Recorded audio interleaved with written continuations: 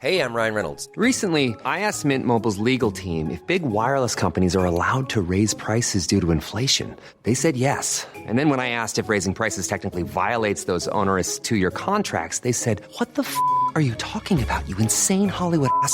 So to recap, we're cutting the price of Mint Unlimited from $30 a month to just $15 a month. Give it a try at mintmobile.com/switch. $45 up front for 3 months plus taxes and fees. Promo rate for new customers for limited time. Unlimited more than 40 gigabytes per month. Slows full terms at mintmobile.com.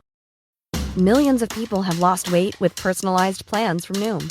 Like Evan, who can't stand salads and still lost 50 pounds. Salads generally for most people are the easy button, right? For me, that wasn't an option.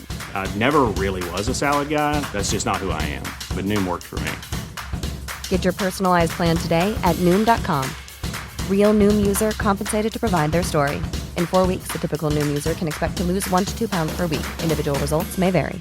Even on a budget, quality is non-negotiable. That's why Quince is the place to score high-end essentials at 50 to 80% less than similar brands. Get your hands on buttery soft cashmere sweaters from just $60, Italian leather jackets, and so much more. And the best part about Quince, they exclusively partner with factories committed to safe, ethical, and responsible manufacturing. Elevate your style without the elevated price tag with Quince. Go to quince.com/upgrade for free shipping and 365-day returns. The Battle of Waterloo. Since the guns fell silent in Belgium over 200 years ago, this event has gained an iconic status. Few other events in military history have become the focus of pop songs or turned into everyday phrases, like having met your Waterloo. Unsurprisingly, the battle has been depicted in multiple times in cinema, meaning that Ridley Scott's portrayal is nothing new. Trenches, the Prussians arriving on the wrong side of the battlefield, Ney losing his mind, forgetting all tactical awareness and charging headlong into infantry. These are not inventions by Ridley. They are actually old tropes that have appeared on screen before.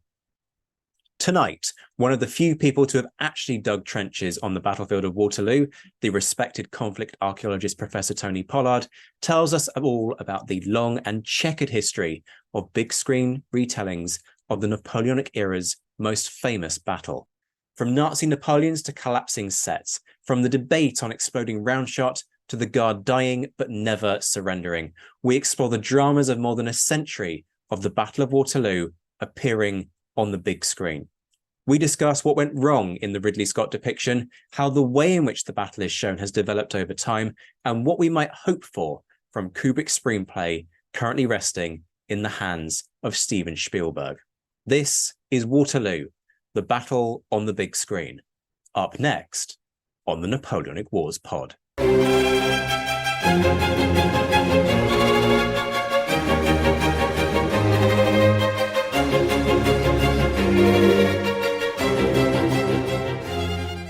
Hello and welcome back to the Napoleonic Wars pod, where, as you've heard from that introduction, we are going to go hell for leather in tearing apart some of the great depictions of Waterloo.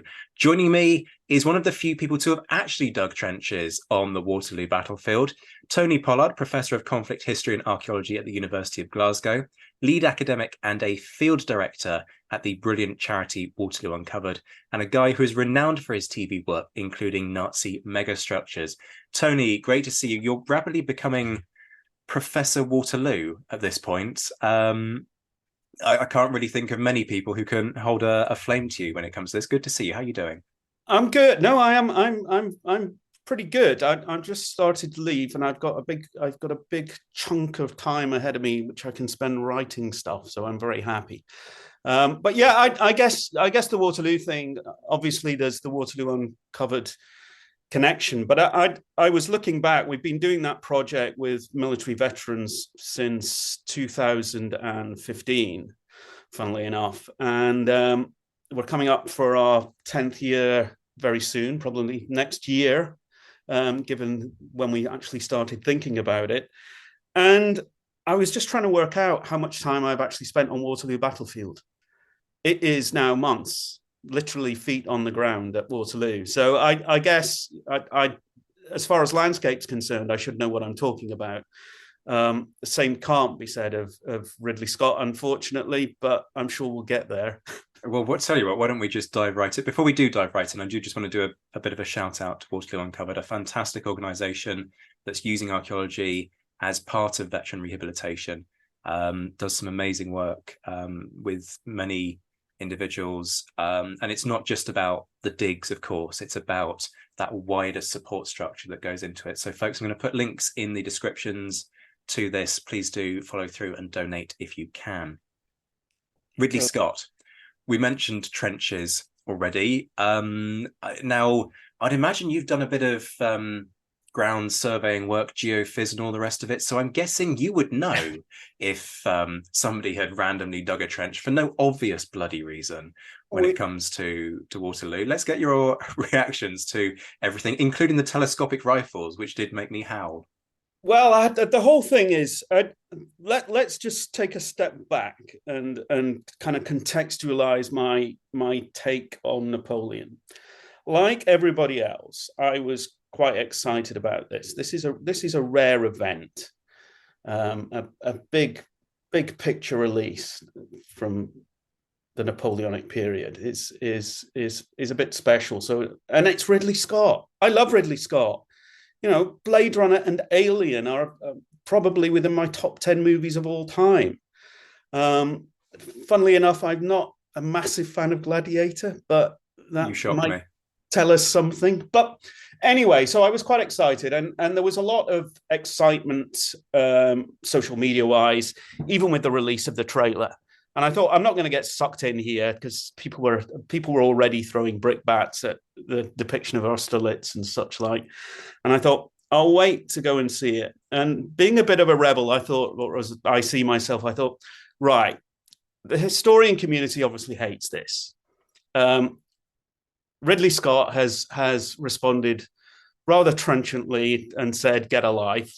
I read yesterday that was directed at Dan Snow.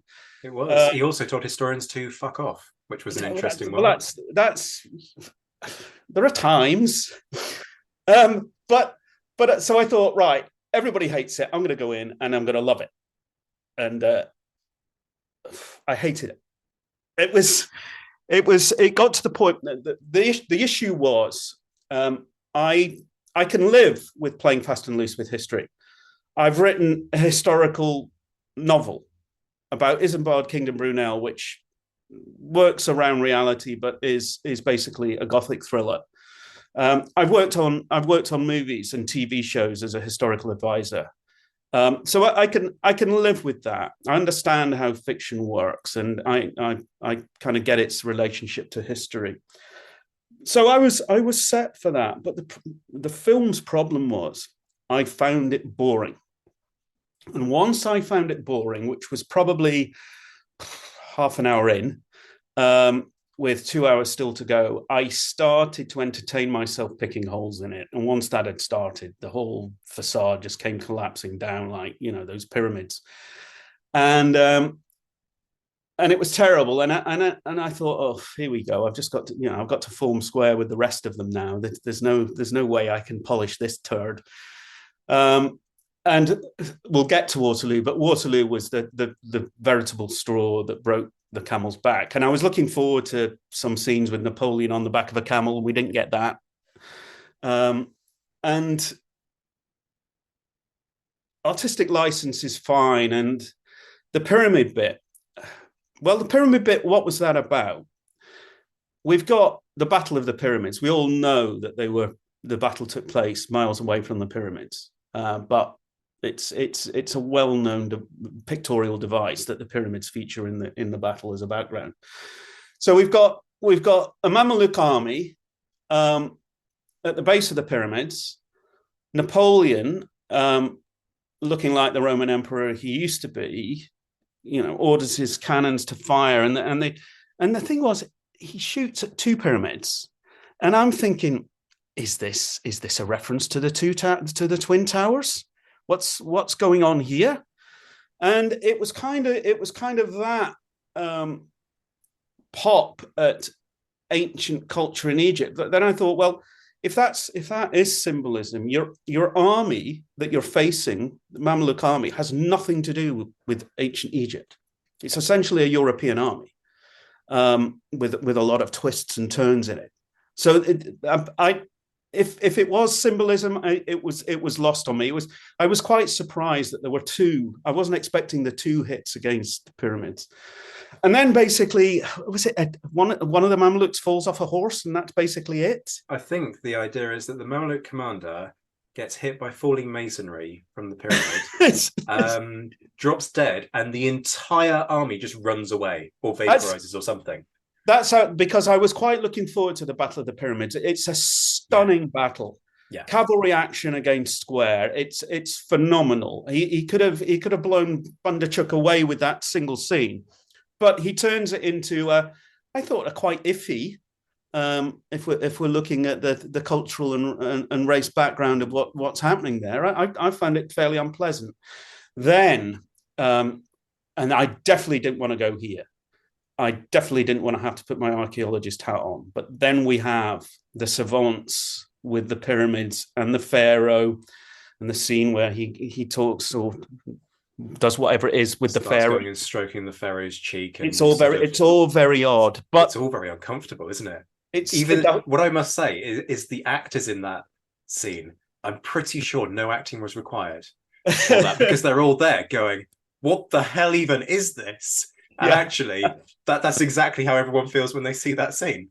And it was the whole scene. It was they appeared to be in a big tunnel that had been dug in a quarry underneath a pyramid. And I'm going, as an archaeologist, I'm going, wait a minute, what is that? What's that hole they've dug? They've dug a tunnel under the... And then, as I always do, and I might even mention Poirot later, but when you watch Agatha Christie and they've got an excavation on, and there's all the indigenous people in the background that have, been forced basically to do the labor of the colonialist archaeologists, and they're usually doing absolutely pointless tasks. This was the most pointless background action on an archaeological dig I've ever seen. I mean, it literally just was. And I just thought, this is fairly poor stuff. So it failed on the archaeology as well as the battle scenes. And it went on and it went on. And you get really bored of that grey blue, and you just go, oh God, come on. And Austerlitz, yeah, fine. I could live with the ice. I could really live with the ice. It's not the first. So could I. To show the ice.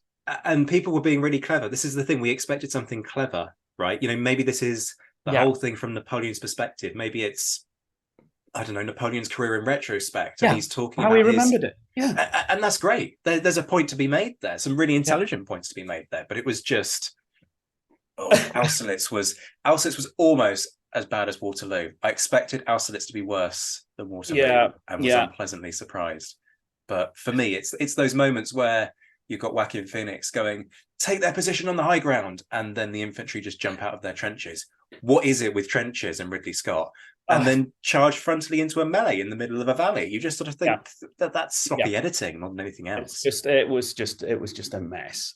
And then obviously by the time we got to Waterloo, I was in pretty bad humor. Fortunately, I was in a luxury seat. So I went at 10 o'clock or 11 o'clock in the morning at a relatively new cinema in the middle of Glasgow. And there were no more than 20 of us in it. And it was great. Now, I had one of these big recliners. It was like first class air flight. Anyway, so we got to Waterloo, and that was, as I said, the straw that broke the camel's back. It was just atrocious from beginning to end. And I thought by then, Ridley Scott is deliberately here taking the piss. He's got to be. There is so much basic information about Waterloo that it is impossible to make such a lash of it, surely. And as we'll come to, even Sharp manages to put on a better front with 6 people and a dog. It's just atrocious. So where do we start? The digging of the trenches was a red rag to a bull, I'm sure, with you. In no of the accounts I've read does the French or Wellington's army dig in. I almost tried to be generous and go, has somebody tried to communicate the concept of the sunken lane to him? This was where ballsed it up.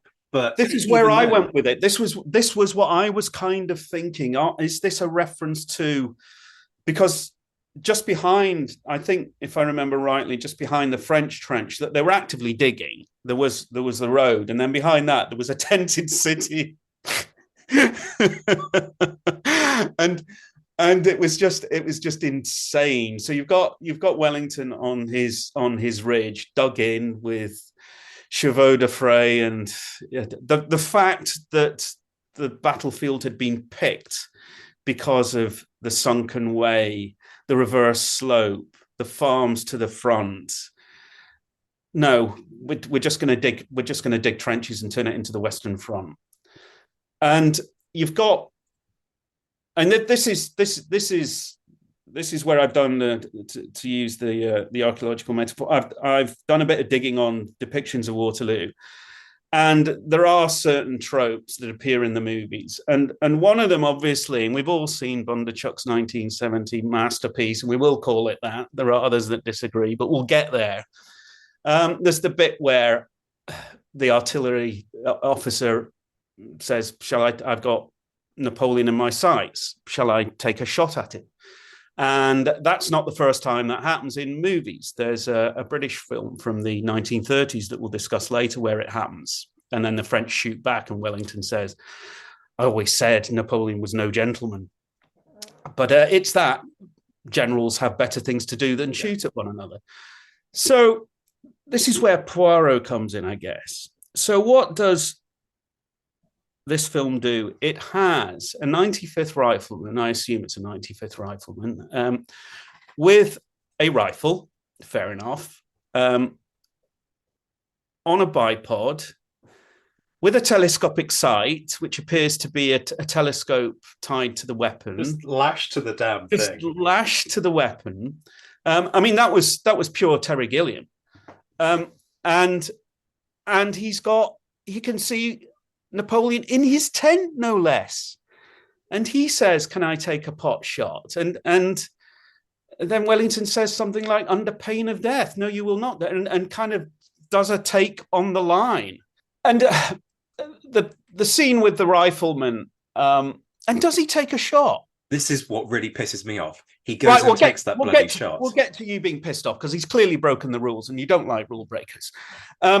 So this is where the Poirot bit comes in. So you've got all of these Poirot movies, which I really enjoy. Peter Ustinov, Albert Finney, the TV iterations, and then you've got Kenneth Branagh who comes in and says, "Right, I'm gonna remake what are pretty masterful movies." The Peter Ustinov version of Death on the Nile is superb, and he does it, and he comes in a new broom, new sheriff in town. These are my rules. We're going to change stuff about because I can't do what's gone before. So we get the stupid mustache that's all over the face. We get all of the ridiculous setup. So one of my favorites is Murder on the Orient Express, where in the traditional versions, obviously because they're stuck in a snowdrift, most of the scenes are inside the train. But no, Branagh has to take it out of the train. And at one point, he's interviewing a potential suspect, a female potential suspect, at a table with a coffee pot, both sat there on a glacier, basically. And they haven't even given you can't see the breath or anything. And you just think, you've only done that because you want, and then you've got the denouement where it's all of the suspects together. And that's usually done in the restaurant car or wherever on the train. But no, it's done in the mouth of a tunnel. So it looks like Charles Dickens's, Ghost Stories at Christmas signalman, just with the Last Supper thrown in. It's just ridiculous. And this is exactly what Ridley Scott has done. He's gone, that's all been done before. I don't care whether that was closer to the actuality than what I proposed, but I'm not doing it the same way. And I think that's part of the problem here. He's decided, deliberate decision to just do it differently. And he almost, we'll mention this again when we get to the squares, but you pitch in about your dissatisfaction with that. That would be fine, as long as you actually apply some logic. to it, but there are two issues with this stupid telescopic rifle monstrosity. One is strapping a telescope to a rifle doesn't increase the range of the damn thing. You probably know the distance between. I can tell you, I worked it. I did it on Google Earth. Of course, I did as soon as I got home. But it's what? It's a mile, something like that. From the sandpit, which let's say is the most forward position of the 95th Rifles, opposite Le Haisson, to, for the sake of argument, the building at Le Belle Alliance is over 1,300 yards. So if you had a Barrett rifle, fine. you'd be all right. You know, you'd need some skill, but you could make that shot.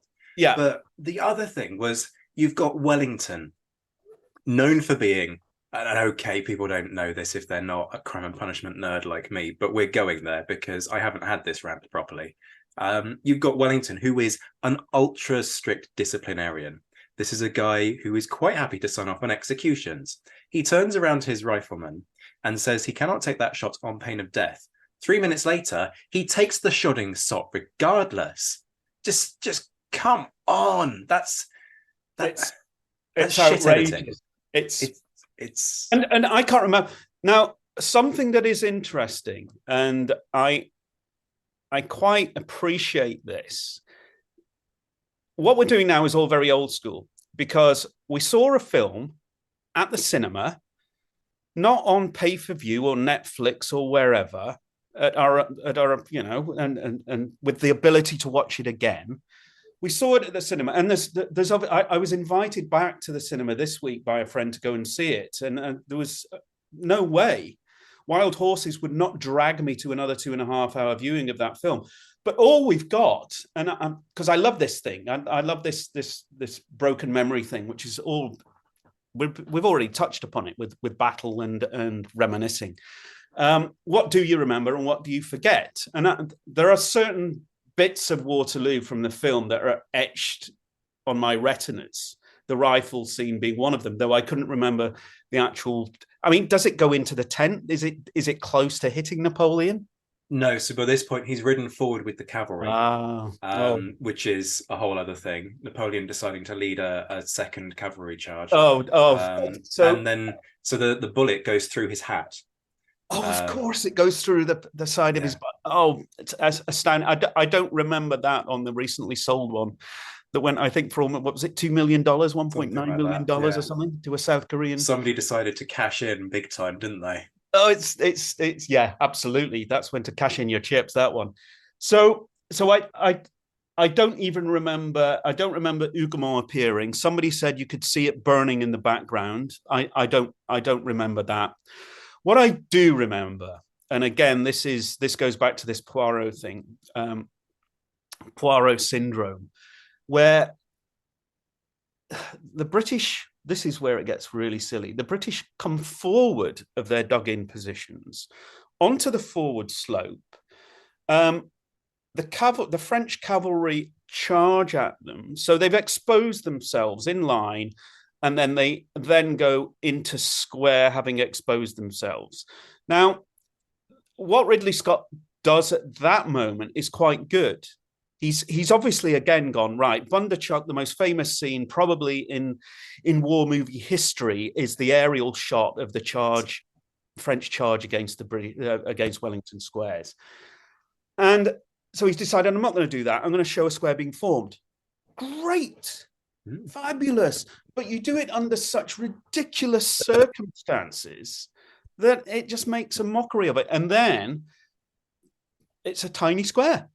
Yeah. And I think I actually laughed at the scene where the cuirassiers are whizzing around like the horses on a merry-go-round around this tiny square. And yeah, we love lack of CGI. That's great. That's why we all love the 1970 movie. But, you know, if you don't have the Red Army at your command and control, then it just doesn't.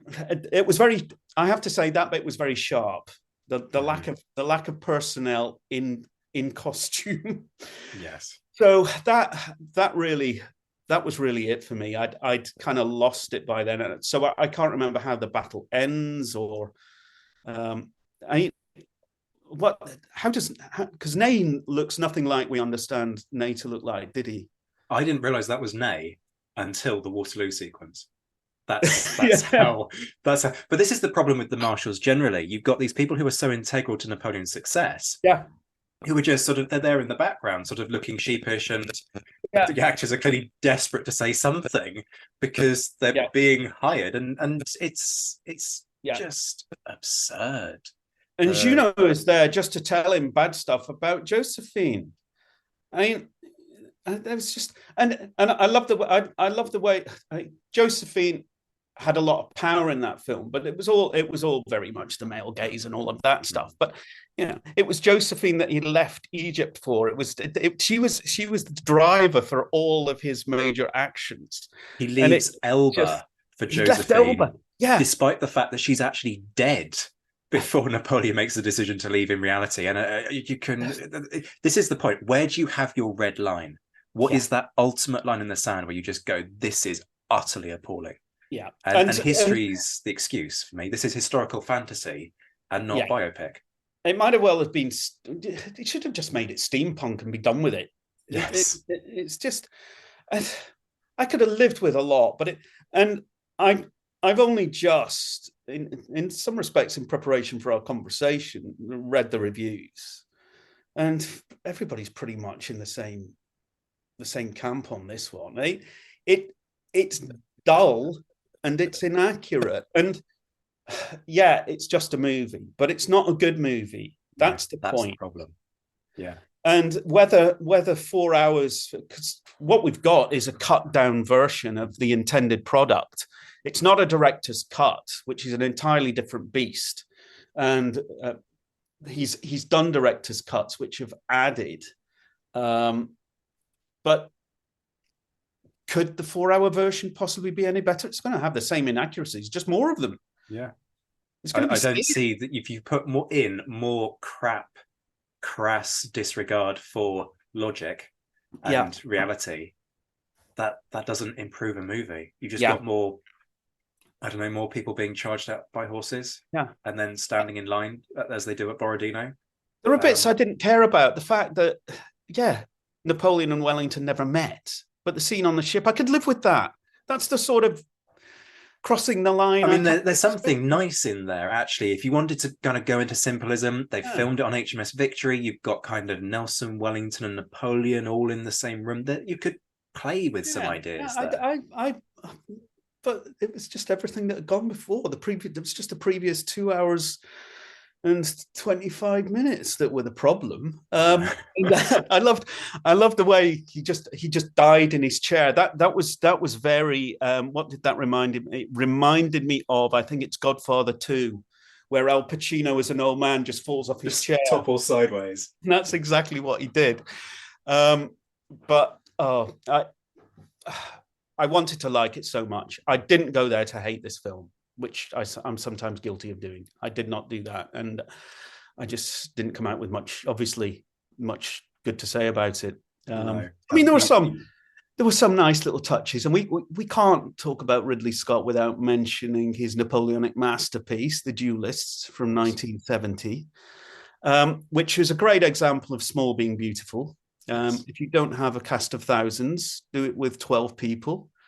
And a great movie. And the scene with the from the retreat from Moscow, which I think is filmed in Glencoe in Scotland.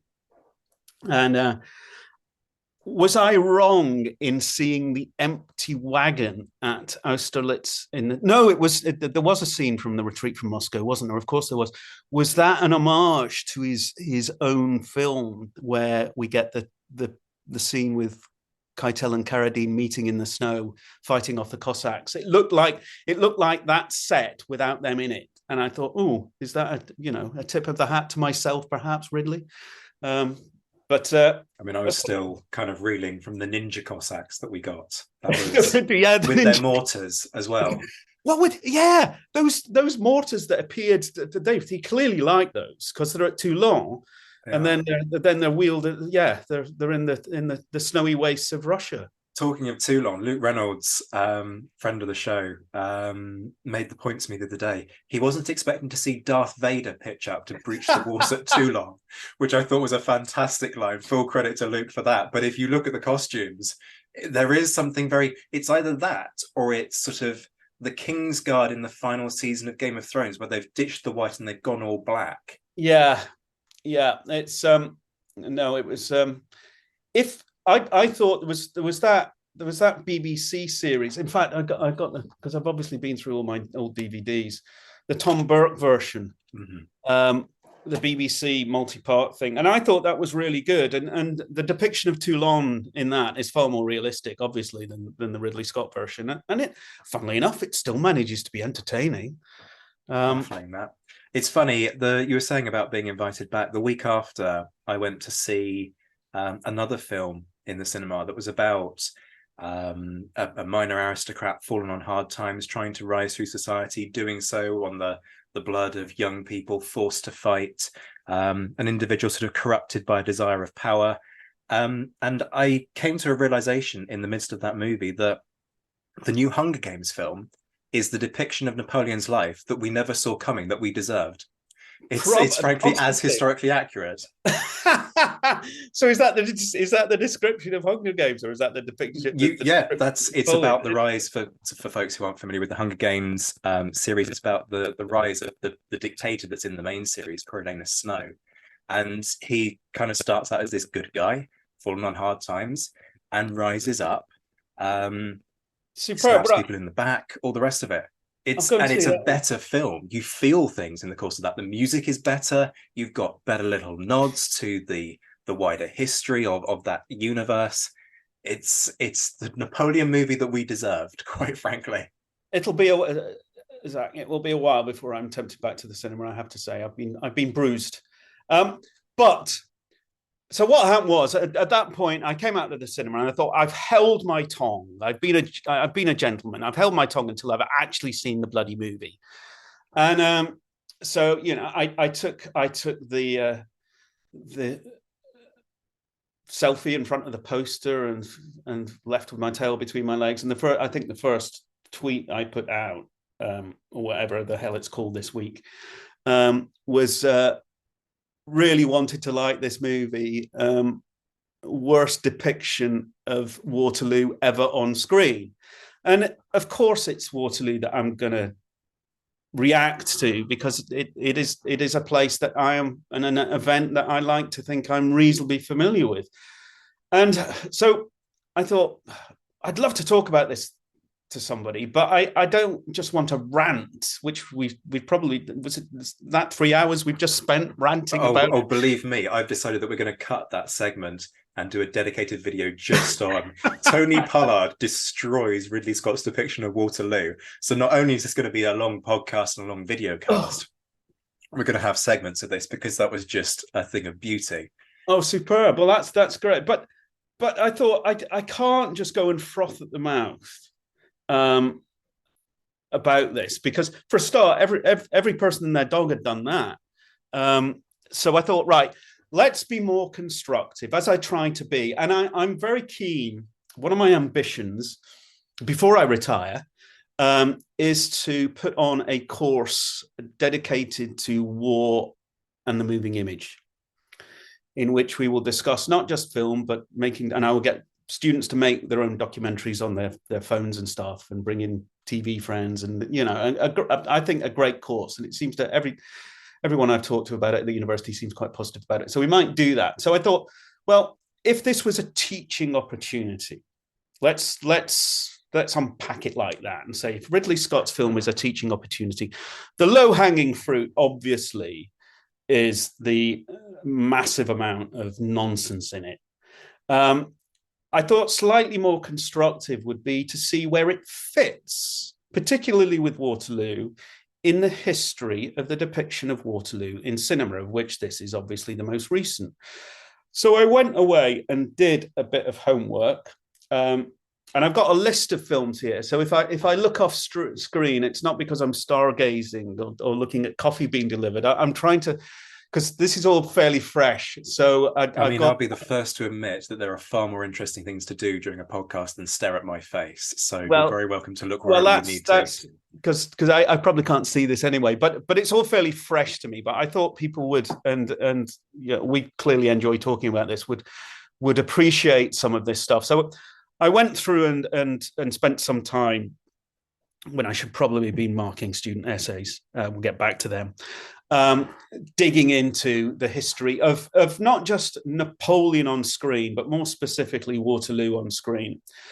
And that first point, Napoleon on screen, there is one of my sources here, an important one, has been a book called Napoleon, an Epic in 1,000 Films.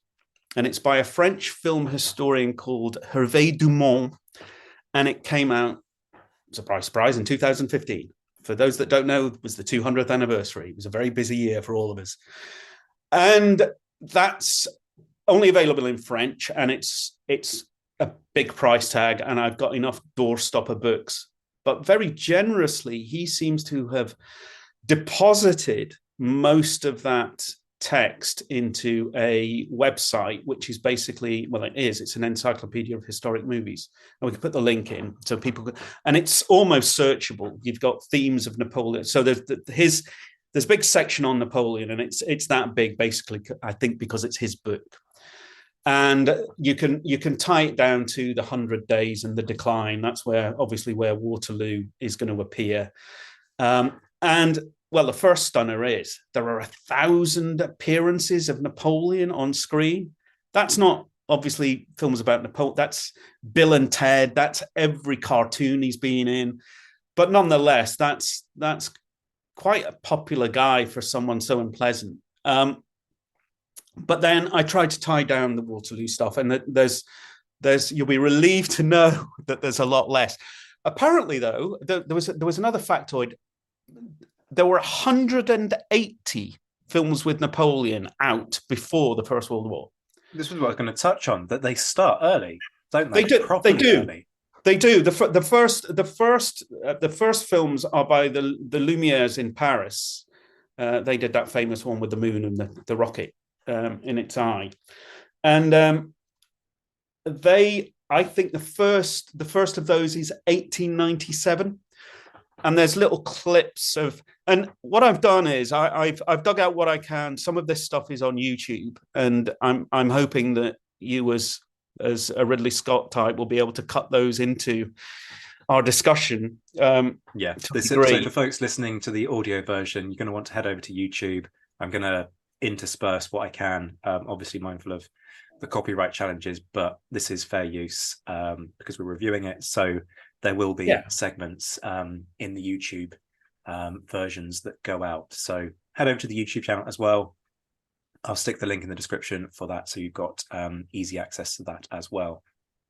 Fabulous. So anyway, I did this excavation. So to start on the list, the first one that actually features Waterloo is 1903.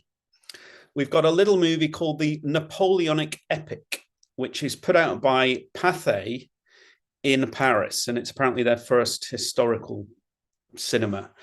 And it's not a war movie. It's a series of tableaux, so it's that trompe-l'oeil thing that it's living characters within artily created sets that look like paintings, but they kind of look like real. And there's some basic movement. Now I'm taking this from the description because I haven't been able to find any footage of it. Some of this stuff is entirely lost. I mean, the history of cinema is full of lost classics. But apparently there is a section in that, part 13 of that, which I assume is kind of painting 13, is Waterloo, Fall of an Eagle. So that is the first, as far as I know, cinematic depiction of Waterloo. We then go to 1909. It was a very busy year for Waterloo on the cinema screen. We've got incidents in the life of Napoleon and Josephine. So obviously the romantic driver is very early. This is one of the reasons this story lives on. It is a love story. And it's made by an animator, but it's live action. It's got a guy called William Humphrey as Napoleon. And again, it's part of it. It seems to be the first part is basically about the tragedy of their love life and their relationship. And at one point, Napoleon appears to Josephine as a ghost, which is kind of odd given the mortality of the two. But then it seems it switches to Napoleon in exile, in front of his bed. Whenever he's in exile, he's near his bed because he's obviously got to crawl into that to die. And he's having flashbacks to his greatest hits. So he goes through a lot of his battles. We get Austerlitz and we get the retreat from Moscow, but then we do get Waterloo. And again, it's just like a tableau. There's a bunch of Imperial Guard. I think they're meant to be shooting in one direction with Napoleon waving his sword, and he eventually leaves screen, and then obviously the Imperial Guard all die. And that's it. It's just momentary, but it counts. If we want to get to kind of epic scale, to proper depictions as we would understand them, we have to go to 1913. And this is a real watershed. This is a film called The Battle of Waterloo. Imagination in the titling right there. It does. I kind of like the cut down version, Lou. But or Water with Michael Caine. No, we won't go there. It's an absolutely atrocious film. But not unrelated. This is made by an outfit called the British and Colonial Film Company, which tells you a lot of where we're at in history. And it is regarded as the first real British history movie. You could almost call it epic. The Italians were doing stuff and others were doing stuff, and obviously Hollywood was on the go, but this is the first real big British effort. And it's filmed in Northamptonshire, outside a town where there happens to be a local barracks. So they use, I think I read the 12th Lancers are stationed there at the time, and they use them in the movie. Guys on horses that know what they're doing, always a good start. It's directed by an American called Charles Weston, who was apparently an opium addict and died of an overdose, I think, in New York, not too many years after. So this is his magnum opus. And it was shot in 5 days. And they used this location because apparently Wellington said it reminded him of Waterloo. So quite clearly, It's a place I want to visit. I've poked around on Google Earth, can't see anything that's satisfied. So I might have to put this place on my unexpected bucket list. But anyway, so it's shot in 5 days for 1,300 quid, which that's a lot of money back then, I imagine. But 5 days to do it is not long. 5 days, and they used the soldiers, local people. Some were paid, some were just volunteers as extras. And apparently there were 2 shoe factories in this town that had to close down for the period of the shooting because all of their employees had buggered off to refight Waterloo, which is fabulous. So it boasts. Its tagline is 200. Oh no, that last zero is quite small. 2,000 soldiers, 116 scenes, 1,000 horses, and 50 cannons. Now, I refuse to believe 50 cannons for a start. We can take it back from there. But having seen the clips, now the thing is that this thing was 75 minutes long originally. It was thought to be lost. But the British Film Institute found in an archive 22 minutes of it. And I think there's about 2 minutes of that actually on YouTube for us to view without having to go to an archive. And it gives a very good idea of what this thing is like. It's a bit like a reenactment. Napoleon looks like Napoleon and looks very worried at times. And there's a lot of horses milling about. There's no real sense of narrative in that. Certainly in the short clip that's on. One bit that I particularly liked was Napoleon has his back to the battle, looking towards the screen, looking very concerned. And there's a wrecked cannon behind him, and dead French soldiers. And one of them is kneeling by the cannon shooting. And they've all got big hats on, so you assume they're meant to be guards. And you see him fiddling with it, and it's quite clear. Well, I think it's a Martini Henry that he's got, because I think he's got a round stuck in the breech and he's fiddling about with it like this. So you end up, it's really sketchy, but you end up freezing frame and stuff to try and, you do it a lot with this stuff. It's a rabbit hole. But it was really popular, and there are loads of photos of big posters of this thing outside these early cinemas, and it made £5,000 just on distribution fees.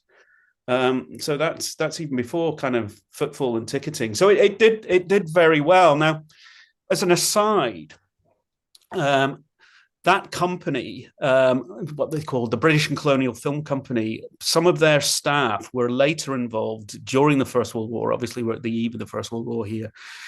In 1916, they shot that very famous film, The Battle of the Somme, actually on the front while the battle is happening, which gets a release in August of 1916. I mean, the battle goes on till November, but it's in British cinemas. And do you know how many people saw that in Britain in the first 6 weeks? I wouldn't even want to guess. I'd imagine the number's sort of as high as it can be, given that there's a war on.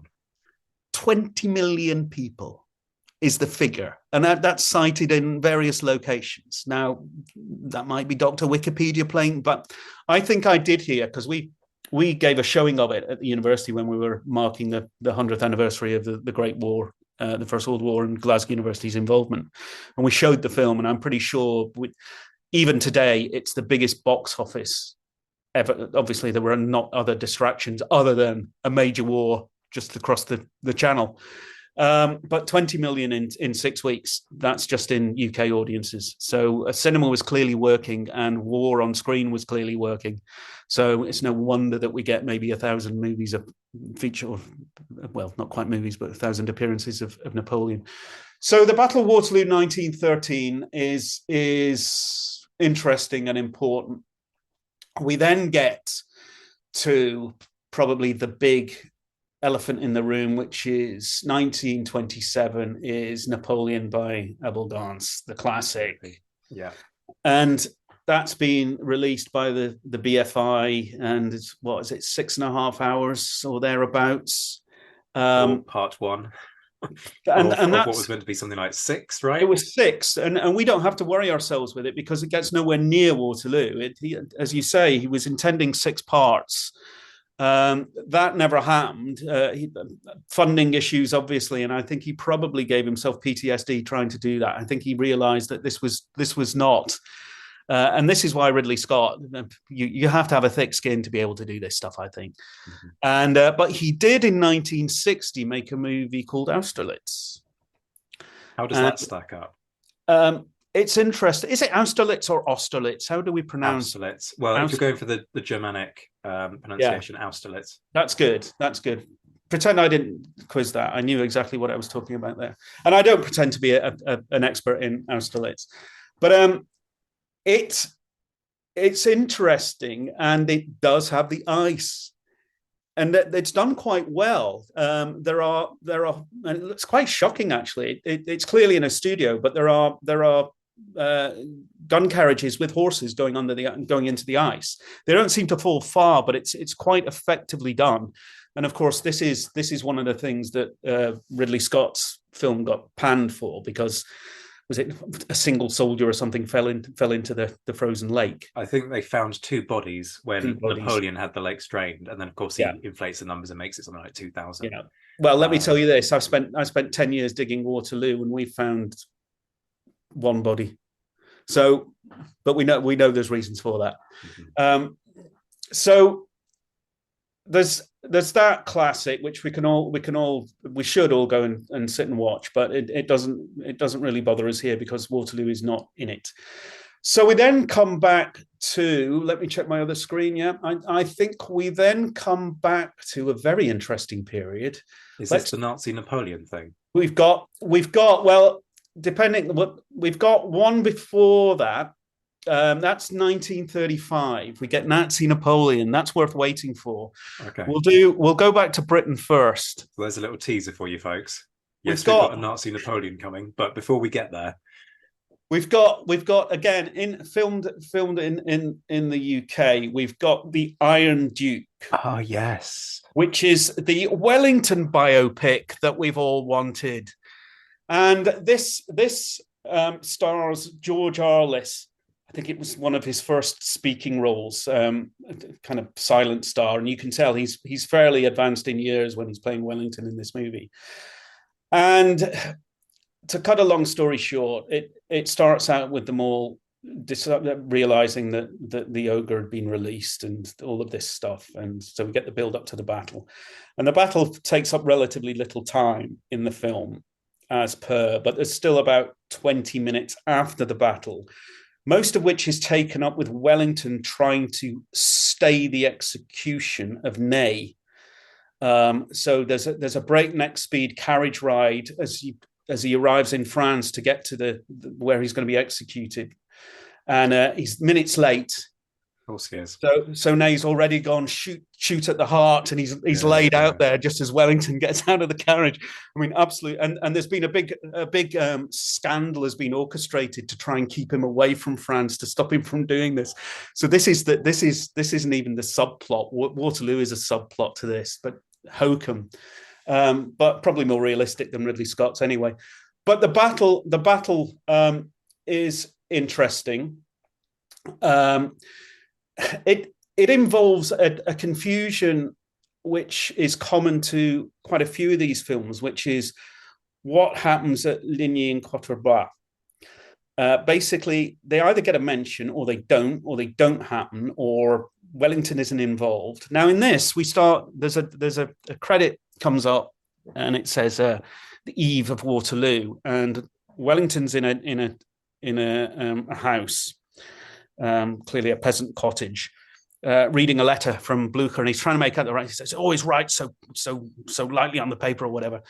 And it's basically Napoleon saying he's been beaten by Napoleon and is in retreat.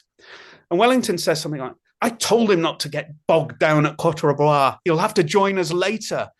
And so, Wellington, come on, somebody needed to pick up a book. I know it's what the Wellington's 1930s. At Waterloo, and it's the Prussians that are doing all of this fighting 2 days previously further south. So it's all very confusing, but it is not the only film that has difficulty. I think producers and writers have decided that 3 battles within 2 or 3 days is too confusing for the viewer, and even more than that if we throw in Wavre and whatever else. So we'll just have Waterloo and a bit of stuff happening around that we can just name drop on.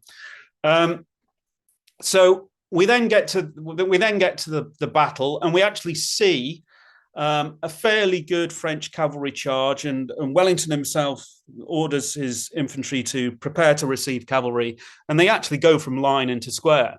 But because of the camera angles and the primitive shooting style, you can't really see what they're doing. You know, they don't have a helicopter or a drone to show you it in formation, forming up. But Bondarchuk's film gets a lot of praise, and I really like it, for recreating the Scots Greys charge, call them that, and the Lady Butler painting. He recreates that. It wasn't the first to do it. It's in this film, and it's done pretty well. These are obviously heavy guys used to horses at speed, and it's that scene. But it goes a step further, because we've all heard the story about the Highlanders holding onto the stirrups of the Scots Greys, and they're doing that. They do that in this film. You know, this is not CGI. These are guys running alongside the horses, holding onto the stirrups. So that's pretty spectacular. We've got some of the common tropes in it. I've already mentioned that the artillery generals don't kill generals in cold blood. Napoleon, not a gentleman. The new trope that Ridley Scott has given us, which is trenches on the battlefield. There's a possible trench in this movie. It's not new. Who knew? Maybe this is where he got it all from. Well, maybe this is his source material. Basically, this is not an accurate depiction of the battle because it's so truncated. But basically, what we get is the British cavalry charges down the hill, and the French are in a trench. There's a front rank of musketeers kneeling down in what is clearly a linear negative feature, to use an archaeological parlance, which looks to me a hell of a lot like a trench. And behind it, there's upcast with a second rank of French soldiers kneeling behind that, firing over the heads of the guys in the trench. And quite spectacularly, the cavalry leap over it. Now, again, you mentioned this possibility. Is that meant to be? Because in a later, quite soon after, you see there are some bushes on some of the upcast. Is it meant to be a ditch at the edge of a field where there's a hedge? Because as we know, the agricultural architecture out there, if you like, you've got hedges and ditches. But it looks a hell of a lot like a dug trench, dug for the purpose of defending troops. So Ridley Scott is potentially not the first. This came as a big surprise. I'm not sure whether the Iron Duke is on YouTube. Hopefully it is. And if it is, I suspect it's on it in its entirety. So people can check that out for themselves. I can certainly provide from my DVD, provide stills from that as evidence. But that's great. But there's lots of marching soldiers, and this is the thing about the earlier films and well, some of the later ones, you can't make out what's happening. It's just a lot of men milling about, which brings us to Nazi Napoleon. Okay, now this is we're a good looking. one. I'm just going to let you go. This is fairly stunning. This is from 1935, but it's sometimes shown as 1934, but say 1934-35. So about the same time that the Iron Duke is released in the UK. And it's called Campo de Maggio, otherwise known as the 100 Days, though that refers not to the 100 Days. That's something else entirely. We don't have time to go into that. And it's directed by a chap called Forzano. But the mastermind behind this film is one Benito Mussolini, fascist leader of Italy, who obviously sees himself in Napoleon. This is Napoleon complex on screen. So he first co-writes, or so it appears, a play about Napoleon, and it's quite popular. It's performed in Rome, in Vienna, in Paris.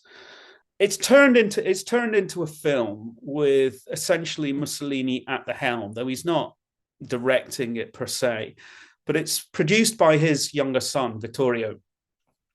And the funding, funnily enough, is a co-Italian-German production. You can see where this is going. And so it's filmed, at least in part, on the plain of Tuscany. So plenty of open ground you can do. Obviously, you can transpose a battlefield to anywhere as long as you've got room to maneuver horses. And the amazing thing is that Mussolini was on set, ordering people about, which is absolutely outrageous. But it gets better or worse. Ryan Reynolds here from Mint Mobile. With the price of just about everything going up during inflation, we thought we'd bring our prices down. So to help us, we brought in a reverse auctioneer, which is apparently a thing. Mint Mobile Unlimited Premium Wireless. How to get 30, 30, bit to get 30, bit to get 20, 20, 20, bit to get 20, 20, bit to get 15, 15, 15, 15, just $15 a month? Sold! Give it a try at mintmobile.com/switch. $45 up front for 3 months plus taxes and fees. Promo rate for new customers for limited time. Unlimited more than 40 gigabytes per month. Slows full terms at mintmobile.com. Wow. Nice. Yeah. What you're hearing are the sounds of people everywhere putting on Bombas socks, underwear, and T-shirts made from absurdly soft materials that feel like plush clouds.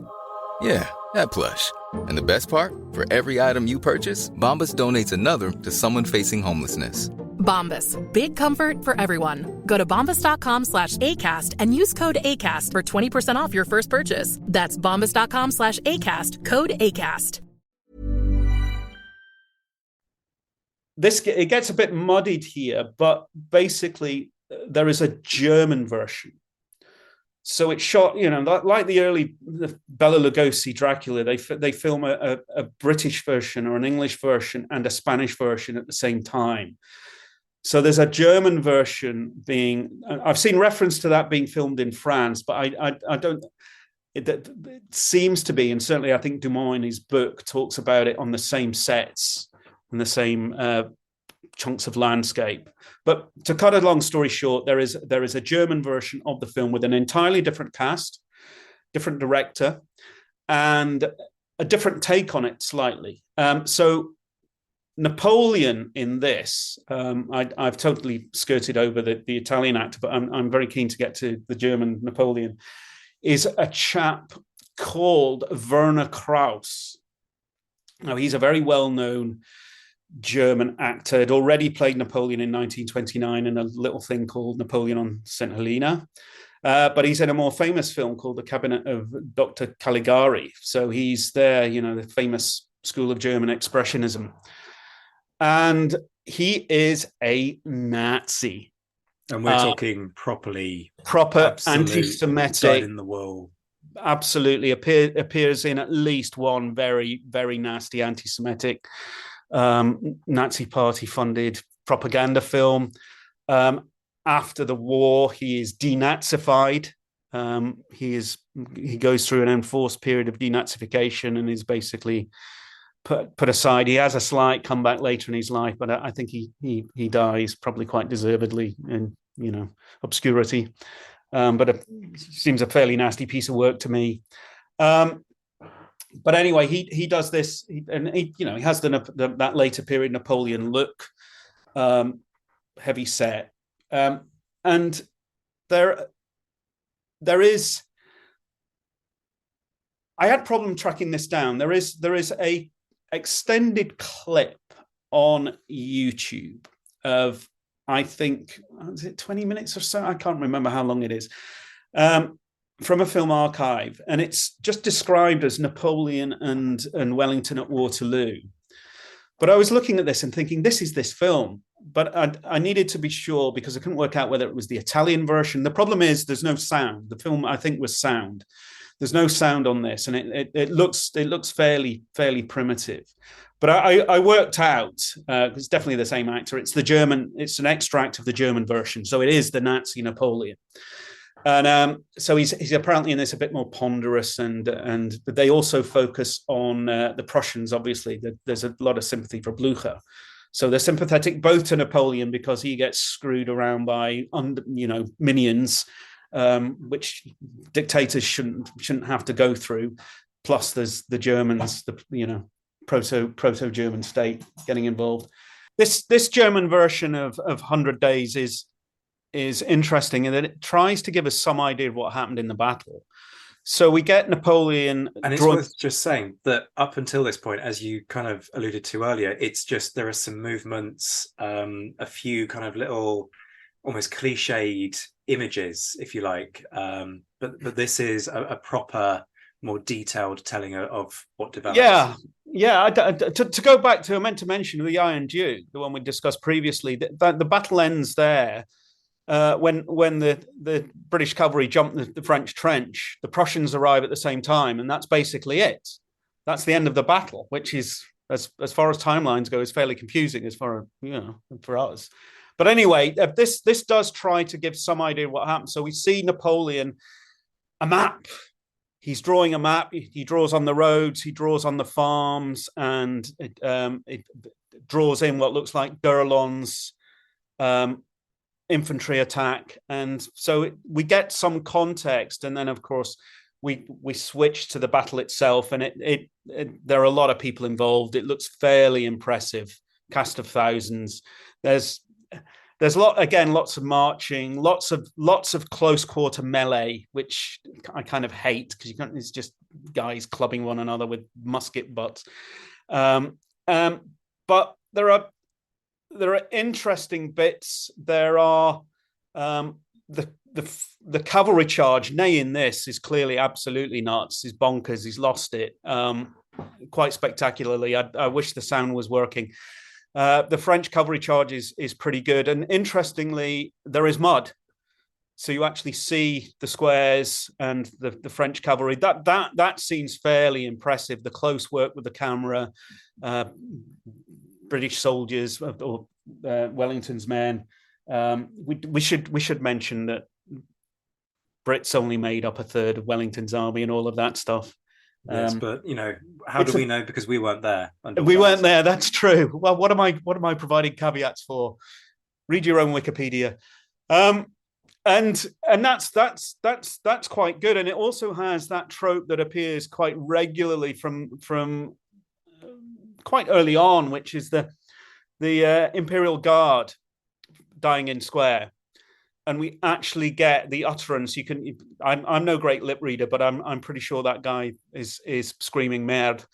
And that, that's supposedly General Cambronne, and they die in square at the end. And he says something like, the guard doesn't surrender. The guard dies, it doesn't surrender, and/or merde. Yeah. And I think actually the sources are probably lean more towards he just went merde when asked to surrender. Oh bollocks! This isn't how I wanted my day to go. But how much of that is all down to Victor Hugo, and all of that stuff? Because I had read that he was actually captured by Halkett.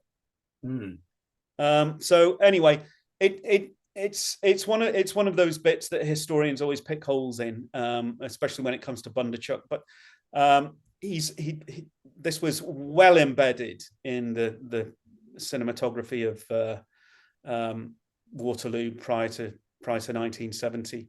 And is that a reflection? Sorry to jump in there. Is that a reflection of the medium? You need some, inverted commas, iconic images, and this is one it's very visceral. Yeah. To hell with reality or otherwise. If you've got the guard dying in square, Napoleon's elite, hey, it's a moment that you can hang your hat on. Is that why it gets repeated? I think so. It's a full stop, but it also leaves the French with honor. It's not the guard fleeing to Paris, is it? It's kind of it's timeless. So it gets picked up. And I don't remember Ridley Scott doing it though, did he? And I could have blanked it out of my memory. No, but it might have been cut out. 4 hours. The 4-hour version. There we go. No, it ends with Napoleon sort of raising his sword in salute to Wellington, as if Napoleon somehow rated Wellington and the Marshal's breakfast thing never happened. But yes, well, he was no gentleman, as we've heard from George Arliss. So that is, and apparently the German version at least was banned by the Allies in 1945. Though again, I'd want to see more evidence of this. I've scratched the surface on a lot of this stuff, and I'm now kind of addicted to finding out more. But that co-production, the idea, and apparently there were swastika flags on set when they were filming one of the closing scenes, as far as I can see, is the Prussians actually kneeling in prayer on their victory, and Napoleon shakes the hand of a fallen French soldier and then walks off with his iconic back and hat to us into the gun smoke, and that seems to, well, that's all that's available on YouTube. So quite fascinating, but in many respects very unpleasant. So Ridley Scott, come back, all is forgiven, maybe. So that takes us up to, we've kind of got some stuff going on, and there's a quick one here which has an interesting contextual detail. We've got a French version of Napoleon, a movie which tells his life story, from 1955. Directed by Sacha Guitry, who also appears, I think, as Talleyrand in it. Maybe I'm wrong, but I think he's in it. Who's telling the story, and it's filmed in various places, bits in Normandy. The battle scenes appear to be the south of France. There was filming around Nice, and again, the big battles appear. So we've got Austerlitz, we've got Waterloo, but they all look the same. They're all the same landscape. I've actually seen claims that the battle in this film was filmed at Waterloo. It clearly was not. It's a sunny southern European limestone outcroppy type place, but again, wide open landscapes with hills in the background. It's great for a battle. And I think basically they've filmed a load of battle scenes and spliced them together to make whatever they need. Stick a Union Jack in or a Union flag in where required, and it's got a lot of narration. A lot of the English version certainly has, and this is the entire film in the English version. The English dubbed version is on YouTube. It's got a lot of narration giving you the historical context and so the battles are very, very, very brief. They're almost back to those tableaus. And this was 1955, so there wasn't a great hunger for glorifying warfare then, given that the French had been kicked out of Indochina and lost all of their colonies, Tihi, Dien Bien Phu the year before, modern France's Waterloo, if you like. But there is a link there. So it's got lots of cavalry chasing about. You can't tell what the hell happens in the battle. There are redcoats delivering fire, volleys against cavalry, and infantry advancing. It's all gives no real idea. But it's written that the redcoats were imported from the UK, and they were worn by a unit of French paratroopers recently returned from Indochina, Vietnam to you and I. So there is a shade there of contemporary French conflict and the death of their empire, their most recent empire, which kind of appeals. But again, the guards die there, and the narrator says the Imperial Guard entered the Inferno to die immortal. It's all very overdramatic. Yes. But when it comes to the narration, and we come to the great unmade film, Kubrick, that's, you read the screenplay of that, it's very narration. There's a lot of detail, which is voiceover. Interesting. Which he later uses when he gets to the mid-70s and makes Barry Lyndon. There's a lot of, which I'm very fond of, and I really. And did you not? Barry Lyndon's very famous for its natural light and NASA lenses and all of that stuff. And I kind of thought that Ridley Scott was trying to emulate some of that or homage to it with the interior scenes. Well, Sam Jolly made the point during the review episode that we did. In fact, it was the last episode, that in places it sort of looks as though the entire thing's viewed through the gaze of somebody who perhaps is suffering from cataracts. Yes. Yeah, I think at one point I described it as Barry Lyndon with all of whatever genius it was that Barry Lyndon had sucked from it. It just really, really quite poor. Anyway, I'm digressing. I can't even remember where I was. But so yes, Kubrick. Because this is the one that's everyone's now desperately praying is going to save. Kind of Napoleonic history and engagement for the modern age, because Spielberg's picked it up, right? Exactly. So Spielberg's had it for years, but we can't talk about Kubrick without the biggie, which is obviously Bondarchuk's 1970. Now, I don't want to go into too much depth on this because we'll be here forever, but I really, as a kid, grew up on it and probably Zulu. It gets panned by some historians. Yes, it's not perfect, but when you look at the effort that went into making it, they scarped hills to create the landscape. It always bugged me that there were mountains in the background. I've only relatively recently learned that they were the Carpathians in Ukraine. So, and Bondarchuk was a Ukrainian director, but we're very much embedded 1970 in the Soviet era. Now, the thing is that the prehistory of this movie released in 1970 is really interesting, and I again only recently learned this. So basically, that the driving force behind this is not Bondarchuk; it's the Italian producer Dino De Laurentiis.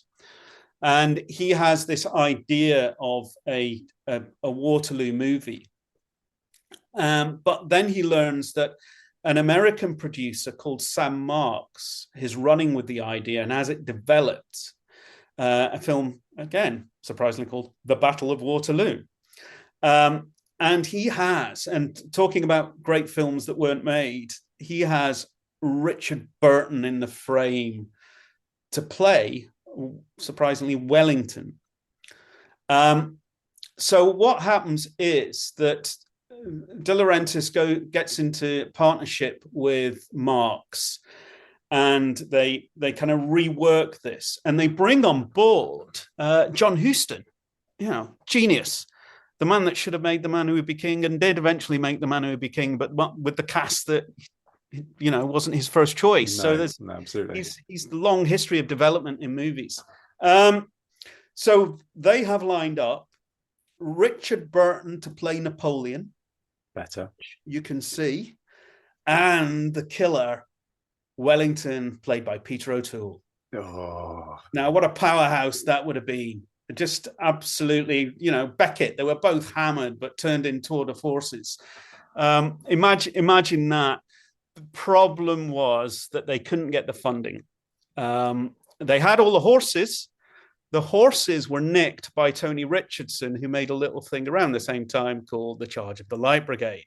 So all the empty horses went off to Tony Richardson, and they couldn't get money for it. But De Laurentiis eventually got money from Mosfilm, basically the official production company in Moscow, Soviet production company, which brought with it the Red Army. And hence we get 15,000 or whatever it is extras in that movie.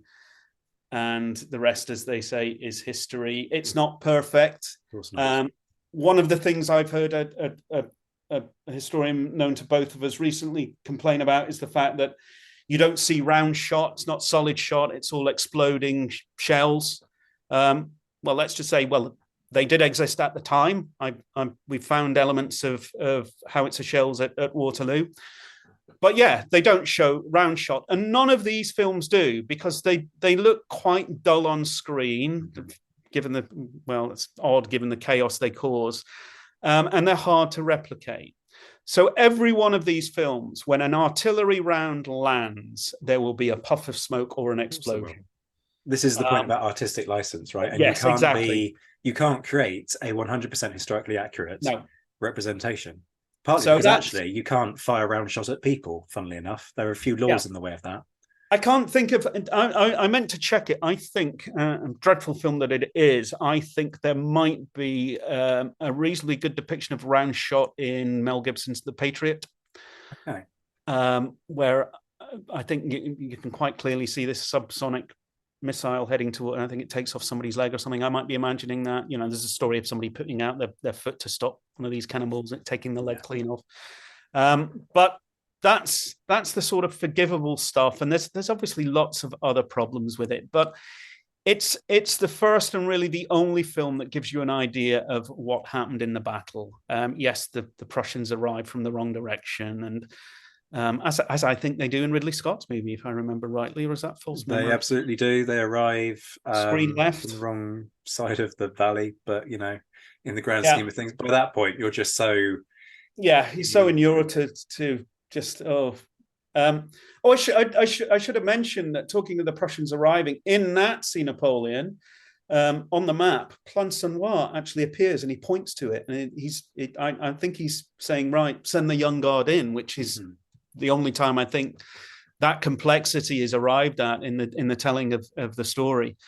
But anyway, that there is no doubting the iconic status of Waterloo. We could do an entire program on that film, but I'm very fond of it. I think I've heard you described it as an entry level drug. Yes, it's a gateway drug. It's a gateway exactly drug. That's and this is what we wanted out of Napoleon, and that's the beef. But it is. I know. Yes, this is the thing, isn't it? That it's sort of an open goal to take apart historical inaccuracies in films. But in terms of engagement, Waterloo is good. And yes, you can bemoan the lack of Prussians. There was more in the extended version, that then subsequently got cut. Very unfortunate, but there's enough there. And the good lines are in there as well. Yeah, the dialogue sparks, and there is now that brilliant big book on the making of Waterloo, which I have I have dipped in quite regularly. So some great stories, and the iconic scene with the cavalry in the squares is unbelievable. Yes, they sloughed up that hill in mud, but nonetheless, that scene is stunning. And all the more so when you consider that is now over 50 years old. Yeah, exactly. And that's another. I would love to return to Ukraine, and it would be one of the places I'd want. I found the location on Google Earth, but you can't tell. There's the bit that they sculpted with bulldozers to create the two slopes. And yes, there are problems. The slopes are incredibly steep, but we have problems with the topography of Waterloo now. It's been smoothed out over time. It's not as severe as it was. And of course, there's that damned thing that ruined Wellington's battlefield in the form of the monument to the Prince of Orange, who we're going to get to presently, I think. So I don't want to spend too much time on Waterloo because we've all seen it. We all have our own feelings about it, but it towers above everything else that we've been talking about. I think there are some incredible scenes in the early films, but those battle scenes generally just appear as 5 or 6 minutes max in a longer film about Napoleon. Here we're looking at a battle film, which is a very unusual beast. So that brings us into Kubrick's film, which is famously the film that was never made. Now, Kubrick started working on a script for Waterloo in around, I think, 1967. The screenplay is dated September of 1969. Now, Kubrick, being Kubrick, took his research, and this is where we kind of clash with Ridley Scott, his research very seriously. And famously, there is a massive archive, which I almost once got into, and I've still not given up on that, getting in to see, of the absolute wealth of material that he had an army of researchers working on. And for us in Joe and Joanna Public, kind of what we've got, which was a lovely Christmas present some years back from Maria, my wife, is a book dedicated to that archive. And it's just got the photographs, the costumes, kind of mood boards, notes, absolutely just tons of stuff. And this is all now, I think, in porter cabins on the Kubrick estate. But it also has the script. And so this is the film that everybody was kind of hoping for. Though I'm not sure how many people have read it. It's interesting, and I think Kubrick would undoubtedly make it his own. There's lots of animation in it. This very certainly tries to give you an idea of what's happening. There's a lot of narration, big chunks of narration giving you the history, switch to animated maps, switch to the action. A very complex thing to put together. And of course, this is just the screenplay. Kubrick would do his own thing with it, I'm sure, when he got to production. But for all of that research, when you look at the screenplay, there are some issues with it. And this might give you a flavor of the Battle of Waterloo takes up 1, 2, 3, 4, about 6 pages of script. With a long preamble of how they got there and I'm sure this goes into detail about Quatre Bras and Ligny and stuff. But on page 180, we've got 207, scene 207, exterior, British squares, day.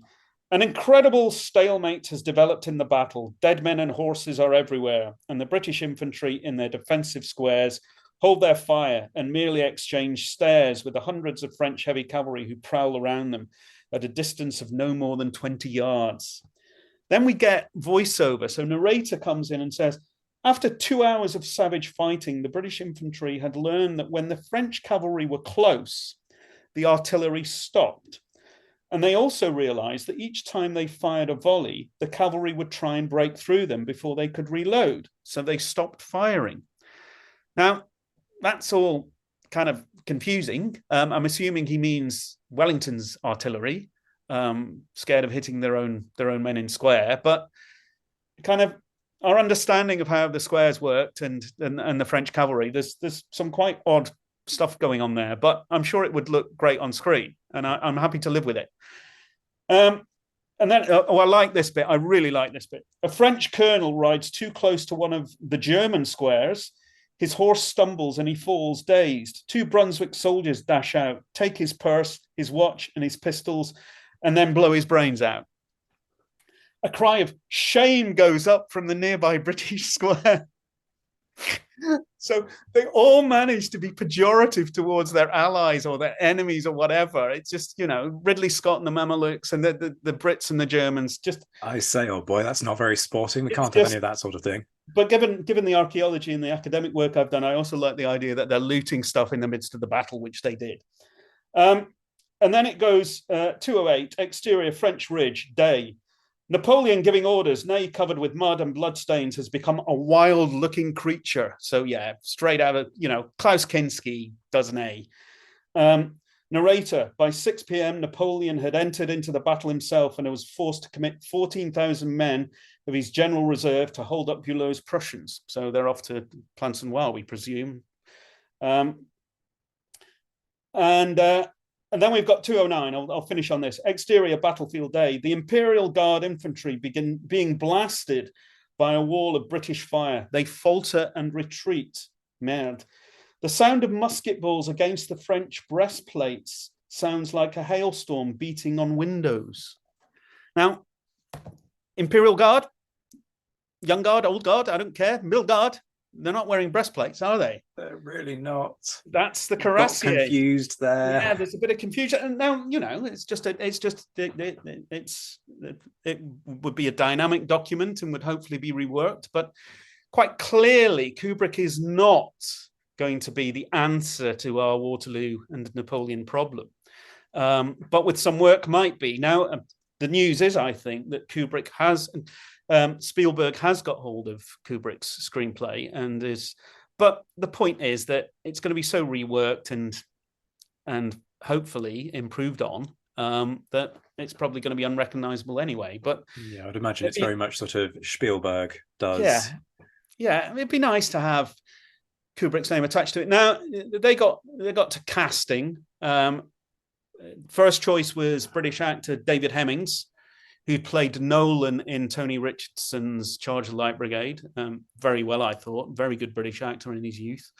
But he was replaced, and I think he was actually contracted. This second star was Jack Nicholson. Now, Jack Nicholson had a bit of form playing a French soldier, Napoleonic soldier. I think it's a Corman movie, a Roger Corman movie called The Terror, where I can't remember whether it's based on Edgar Allan Poe. Most of them are, where a French deserter arrives at a castle and all sorts of weird stuff happens. It's really dull. But, we have seen Jack Nicholson in some sort of French Napoleonic uniform before then. So we're coming very much up to date now. So unfortunately, due to a number of issues, including the really bad box office, that and again, looking at the wider context, the real world, we're going through peak Vietnam at this time. Who the hell gives a damn about the romance of blue and red coats on a battlefield somewhere? So it does terrible box office. And because of that, Kubrick can't get funding for his masterwork. So it disappears into the mists of film legend and porter cabins on his estate. And then what I would just say, sorry to keep in there, because people might sort of be thinking, well, now that everybody's gone and hammered, because I warned against this, let's try and be positive about what comes out from Ridley Scott, because we want the Spielberg version to be made. But actually, speaking to people within the industry, it seems that there is a shift that has happened where streaming services are just hurling money at big costume production. Oh, lovely. So actually, there is still a chance for the Kubrick Spielberg thing to happen. Well, that'd be great. That would be great, because the Air War thing that's coming out is all very well and good, but it's not my bag, man. But we can't finish there, because we then have a certain rifleman to talk about, don't we? A certain rifleman who, on pain of death, is not going to strap a telescope to his rifle. And if you did, it'd probably call you a bastard. Yeah, several times and go like that. We're, of course, talking about Sharp with Sean Bean. And again, talking about gateway drugs, I suppose I was young when this stuff first came out. TV series, electric guitar soundtrack. Oh, yes. Made Napoleonic warfare cool. And now I enjoyed it at the time. And I think it did a great job, but it had an issue with numbers. And like Ridley Scott's The Duelists, when it kept things small, which it usually tried to, it was good. You know, my favorite episode of Sharp is when they go home and we have a kind of mini Peterloo. Mm-hmm. That works really well, that episode where they come back from the Napoleonic Wars and end up fighting their own people in, you know, these industrial strifes, which is, I think, quite powerful. But they did Waterloo, didn't they? They had to do Waterloo. And what can you say? Well, on the positive side, it does try and give us a little bit of I suppose it's Open University light education in Napoleonic tactics, isn't it? Right? How many times are we told that you don't keep a line when there are cavalry about? You must form square. It's okay, fair enough. And it tries to give a kind of timeline. So we get Quatre Bras, and then we get it's La Haye-Saint, isn't it? The farm that they're in. But its major fault, or one of its major faults, isn't just the small numbers and the fact that you can't possibly. Sharp says, look, French lancers, thousands of them, and there's 6 guys lurking in the woods on ponies. You can't do that without CGI in those numbers, but obviously we prefer not to have to do CGI in our fairy tale Waterloo movie. The real problem here, I think, is the way that Bernard Cornwell perceives the history. Yes. And we get this very old-fashioned idea of Dutch-Belgian troops being cowards. And they literally run away at Quatre Bras, and the Prince of Orange ends up chasing after them. Come back, you cowards. And, you know, the real story of Quatre Bras, am I wrong in thinking that they put up a fairly good show there? Part of their problem is that they put up such a good show that they're absolutely hammered, to the point when D'Erlon goes in, they've got nothing left. They've lost something like a third of their numbers by the time they actually get to Waterloo. You know, you don't do that just by running away at the first sound of gunfire. But side rant. Yeah, exactly, and it goes on throughout. The theme throughout is that, and yes, some bad decisions were made, but it becomes really tiresome, and it becomes at the. Am I remembering it right that Sharp actually shoots him at the end? Oh yeah, well certainly in the book. I'm pretty sure it's in the. I think he does, and because obviously the prince was wounded in the battle. That's the reason his mum and dad built that big mound. But it again, looking at commonalities between these films, there are explosions and smoke going off left, right, and centre. You can't damn well move without the. They've obviously had a lot of black powder that they needed to use, and so these ground planted squibs are going off left, right, and centre to show the impact of cannon shot. So it's not my favourite, and clearly it was some sort of an end for Sharp because major characters are killed off in it. Harris goes and whoever, but can TV do Waterloo? Well, this is the interesting one with Vanity Fair, isn't it? Which is the next obvious point of comparison because, and there's a direct line actually from Vanity Fair to the Ridley Scott depiction, because I believe the same, well, at least one of the people who was in charge of the troop training for Vanity Fair was also involved in the Ridley Scott production. And they made a big kind of hoo-ha of, we've gone to a lot of effort to get the training right and all the rest of it. But for me, you can sort of excuse what happens in Vanity Fair because it happens within a context of Vanity Fair, in the same way that if you decided to reproduce the entirety of Les Miserables and you stuck in a Waterloo scene, then you could kind of go with that. And so in the context of Vanity Fair, Waterloo feels like an excuse to kill off some key characters. And you see that particularly when one British unit is on its way to Quatre Bras and then somehow gets mugged by French cavalry. And there's a lot of sort of head scratching. You sort of, okay then. But I don't think you can, unless you're going to do an entire episode on it. Yeah. I think I did see. I didn't watch that series, but I'm pretty sure I've seen the battle scene, and it was okay. Again, we've got the Quatre Bras quandary. What the hell happens at Quatre Bras? It just seems to confuse the hell out of people. At least Sharp tried to give some idea that there was this battle. But I suppose if we're looking at TV, there's a French contribution, which is I've got it here. This thing, which I think is about it's later than Sharp. It's 2001, and this is a TV series. I think this is 5 hours and 55 minutes. So this is up there with Abel Gance and Ridley Scott's. Well, Ridley Scott's had a piddling 4 hours when he hits TV screens. This has got Christian Clavier as Napoleon, a pretty good Napoleon actually. It's got Gerard Depardieu and Isabella Rossellini as Josephine. John Malkovich, I think, is Talleyrand. So it's got a pretty good cast.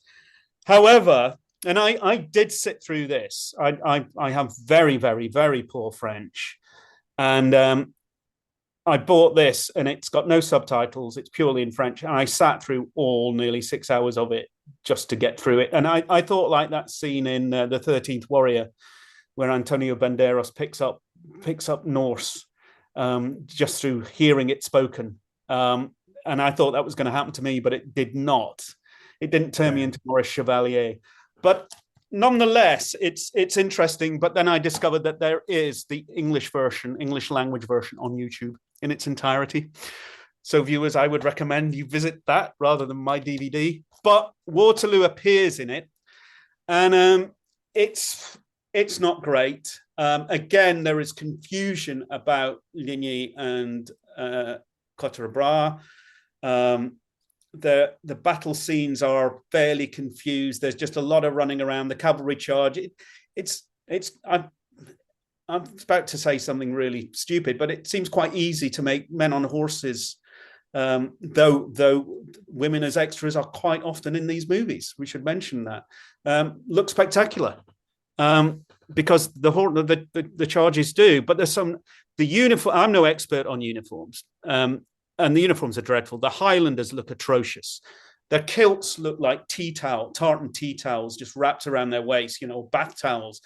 Absolutely atrocious. There's an air of sort of school nativities, stick the tea towel over your head and then suddenly you're looking like a shepherd kind of thing. Yeah, and the plumes that they've got look nylon, just really cheap. They've obviously spent all of the money on their stars, and the locations for the historical bits where people are in posh rooms talking and salons and such like all look great. The battle is just a spare part. It's when I first said that Ridley Scott's was the worst depiction of Waterloo, it probably is, because it's just way out there wrong. At least this is just a confused mess and with crap costumery. But that, again, demonstrates that TV isn't very good at doing Waterloo. So I don't know what conclusion we draw from this. We did find it's a film I'm quite fond of, from the mid-70s, called Day of the Locusts, or Day of the Locust, singular. And it's about 1930s Hollywood. So it harks back to some of these early epics we've been looking at. And it's about an artist who goes in as a kind of scene painter and set designer, which again strikes a lot of chords with what we've been looking at with these early films. And he gets involved in all sorts of things. And directed by John Schlesinger, and I think it's William Atherton who plays the main character, who's not best known actor, but you'd recognize him if you saw him.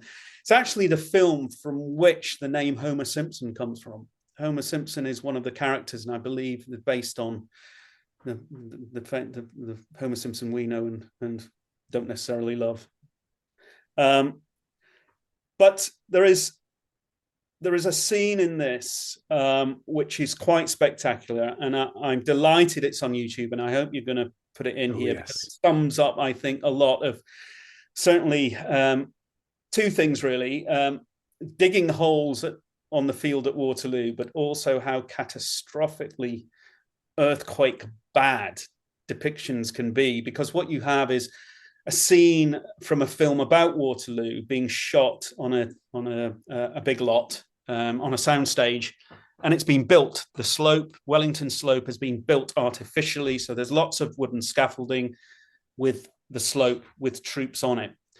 And what happens is that basically this thing isn't safe. We see a big pile of hazard signs which have been removed, and the director's screaming through a megaphone. And it looks quite good. You can see a sunken way in the background. And I think you've got Highlanders. Every depiction of Waterloo has to have Highlanders. Of course they do. Quite rightly. And I have to keep reminding my friends in the Coldstream Guards that the Scots Guards were actually at Hougoumont. Mm-hmm. But the inevitable happens, and it collapses in the most catastrophic way, and actors are falling through this set, and our hero, the set designer, I can't remember whether he's responsible for it, but he looks on aghast at the scene of disaster. There's an initial collapse, and then it collapses again, and you're thinking, oh, are people being killed in this? But I think as a metaphor for what we've been discussing, we can't do any better than the Day of the Locust from 1975, and I'll shut up there. I think there's a pleasing kind of circularity to bring everything sort of full circle to massive holes in films. Tony, it's been an absolutely fascinating discussion. Lord knows how I'm going to cut this for the final version. 4 hours. Yeah, we've been going some to put this together. But just remind people, first of all, about the book that you mentioned. This is Hervé Dumont's Napoleon, an Epic in 1,000 Films, which is available in the doorstop French version. But I think much of the text is actually on that website, which is, paraphrase it, Encyclopedia of Historic Film. We can put the link, I'm sure, on the screen. But fascinating and well worth looking at. I've only scratched the surface with it. I'm sure there are more films with Waterloo in it, and certainly 1,000 things with Wellington in it. No, with Wellington. No, we haven't got many Wellington biopics. Our solitary, the Iron Duke. The Iron Duke. Maybe we're overdue. But I mean, this was the debate that we had. Should you go for another Wellington biopic, or are there just actually better stories to tell? And my money, as I have said countless times, and I make no apologies for boring people with this again, is that you don't go for a Wellington biopic. You do the Marshal's Wives. And I'm sick the number of times that I've been trying to get people to do some big kind of Sky TV history docudrama thing, so like they did for the royal family pre-World War One.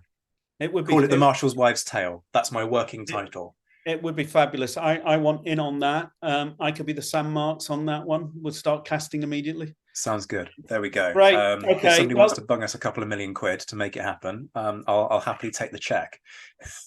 No, I think we're looking at 200 million actually. Well, yes, but let's 2 do it million properly. will be a start. Anyway, thank you for lending me an ear, because I did need to sound off about some of that, but hopefully it's been constructive as opposed to just slagging off, which, as we've said, is low-hanging fruit. It certainly has. Professor Tony Pollard, it's been an absolute joy to talk to you.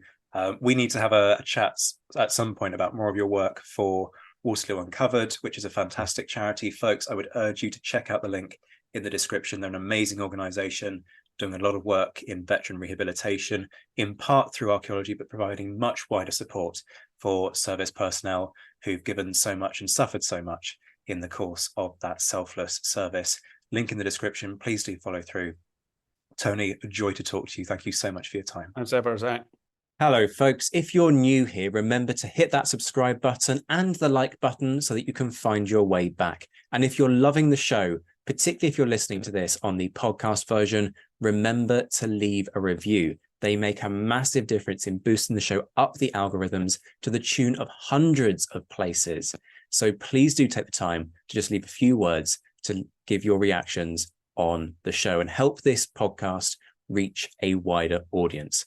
Much love to all of my Patreon supporters. Shout outs to my Mentioned in Dispatches patrons, Rob Griffith, Brendan Teeling, Beatrice de Graaf, Lynn Dawson, Lucy Tatner, Jim Deary, Josh Keeney, Colin Fieldhouse, Stephen Coulson, Jim Getz, Stephen Gillen, Hugh Brennan, Alistair Campbell-Grieve, Andy Meakin, Mark Anscombe, Rob Coughlin, Bruin Skull, Noah Fink, Mark Trowbridge, Miles Reedy, Nick Overland, Graham Goodwin, Chris Pramis, Anthony Gumbal, Anonymous American, Martin Pisani, Auric Decado, James Fluick, Roger O'Donnell, Natasha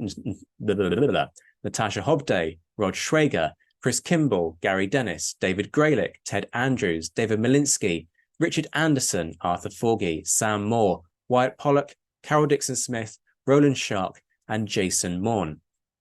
And the Admirals, John Haynes, Ryan Diamond, JC Kaiser, Bob Burnham, Mike Guest, Liam Telfer, Todd and Laird Campbell, Graham Swidenbank, Rachel Stark, Mark Duckers, David Maxwell, David Priest, Graham Callister, Sean Sullivan, Stephen Ashworth, Dan Hazelwood, Kate Wilcombe, Steve Carter, Clemens, Charles McKay, Reto the Sci-Fi Fan, and Tim Day. I'll be back very soon, but until then, I'm Zach White. This has been the Napoleonic Wars Pod. Take care of yourselves, my friends. Stay well, stay safe, and thank you for listening.